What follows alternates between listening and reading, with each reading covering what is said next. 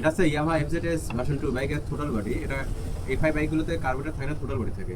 তো এই থ্রোটল বডিগুলো প্রতি 10-15,000 কিলোর আশেপাশে, 12,000 থেকে 15,000 কিলোর আশেপাশে থ্রোটল বডি ওয়াশ করতে হয়। Throttle body, fuel pump, FI সেগমেন্টে যেগুলো সেগুলো ওয়াশ করতে হয়। একটা বাইক যদি ওয়াশ না করা হয়, এটার মধ্যে দেখি এটা চলতে মানে 17-18,000 কিলো চলছে।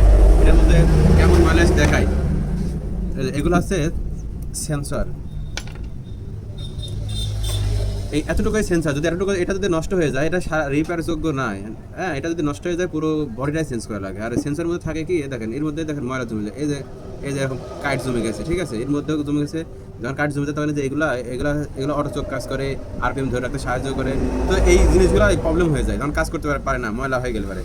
এখানে ময়লা জমছে, দেখেন এখানে দানা এখানে দানা ময়লা জমছে। হ্যাঁ, এই যে হাতের কি অবস্থা আছে দেখছেন। তারপরে থ্রোটল পর্যন্ত সেন্সর, এটা কেমন, এগুলো আসলে দীর্ঘদিন ওয়াশ না করলে পরে এগুলো ময়লা এর অবস্থা হয়ে যায় ভিতরটা।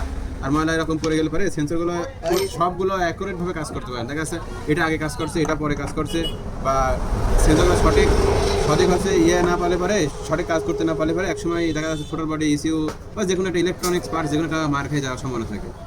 আর থ্রোটল বডি জাম হয়েছে কিনা সেটা শর্টকাটে চেক করা যেটা কৌশল আর কি। এখানে যে আরপিএম অ্যাডজাস্ট করা যে নাটটা থাকে, এটা খুললে বলবে। হ্যাঁ, এটাই দেখেন এই আরপিএমের এই প্যাসেগুলো যে কাঠ জমে গেলে বুঝতে হবে যে আরপিএমের এই থ্রোটল বডির মতো ময়লা জমে গেছে। বিশেষ করে এই বাইকগুলো 15,000-এর আশেপাশে এগুলো ওয়াশ করতেই হবে। না করলে পরে বাইক চালাও জুত হবে না, বাইকে বিভিন্ন সমস্যা দেখা যায়। দেখা যায় ইঞ্জিন হিট আসছে, তেল মেলা খাচ্ছে, গাড়ি দেখাচ্ছে মন মতো চলছে না, তো এই জাতীয় সমস্যা হবে। পাশাপাশি আমরা এই যে ফুয়েল পাম্পও খুলে নিয়েছি ভার্সন 2, এটাও আমরা খুলে ওয়াশ করবো। এটা উপরে দেখে যে ময়লা মনে হচ্ছে, ভেতরে না জানি কি ময়লা আছে। হ্যাঁ, এটা বডি যে সাদা থাকে, এই সাদা ময়লা ঠিক একদম হয়ে গেছে।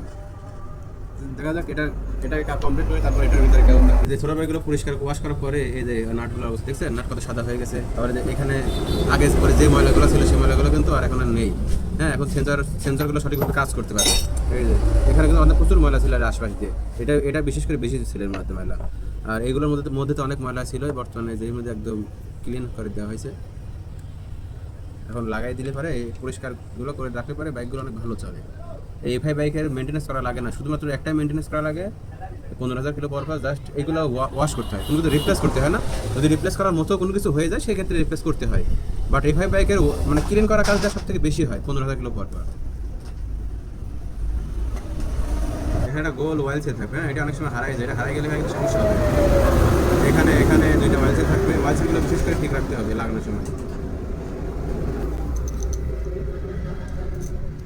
লাগানো কমপ্লিট। হ্যাঁ, এখন জাস্ট বাইকে লাগাই দিলে ওকে।